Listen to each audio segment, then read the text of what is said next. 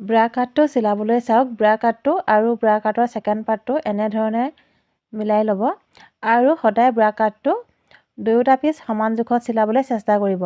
যদি চিলনিবিলাক আপোনালোকৰ আগাগুৰিয়া হয় তেনেহ'লে চাওক এনেদৰে চিন এটা দি ল'ব। দেখিছেনে ছেকেণ্ড পাৰ্টটোত মই দুয়োটা পিছতে সমান জোখত চিন এটা দি ল'লোঁ আৰু এই চিনটোৰ পোনতে ব্ৰা কাটটো এতিয়া চিলাই দিম।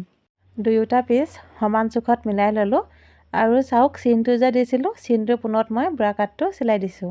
নতুনকৈ শিকাসকলৰ যদি চিলনিবিলাক বেকা হয় তেনেহ'লে আপোনালোকে চিন এটা দি ল'ব আৰু সেই চিনটোৰ পোনতে ধুনীয়াকৈ ব্লাউজটো চিলাব পাৰিব। আৰু চাওক চিলনিটো বহুত বেছি ভিতৰ ভাগলৈ সুমুৱাই নিচিলাব।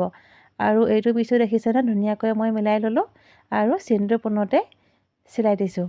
আৰু ব্লাউজ এটা চিলাবলৈ হ'লে প্ৰথমে সদায় ব্ৰা কাটটো চিলাই ল'ব লাগিব আৰু দেখিছেনে ব্ৰা কাট দুটা মই চিলাই ল'লোঁ।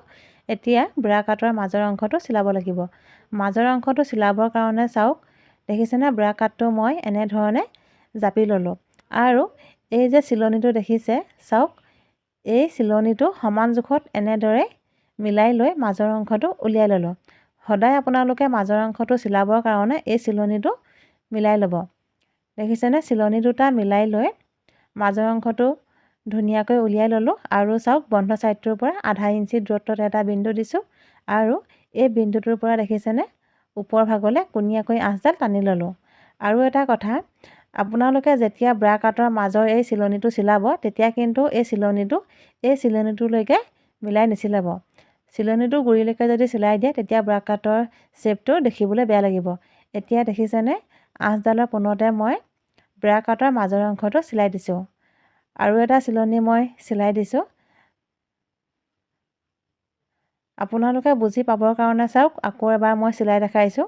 দেখিছেনে চিলনিটো সমান জোখত এনেদৰে মিলাই ল'লোঁ।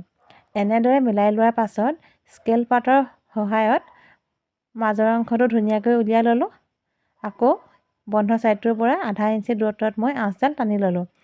এতিয়া এই আঁচডালৰ পোনতেই ব্ৰা কাটৰ মাজৰ অংশটো আকৌ চিলাই লৈছোঁ।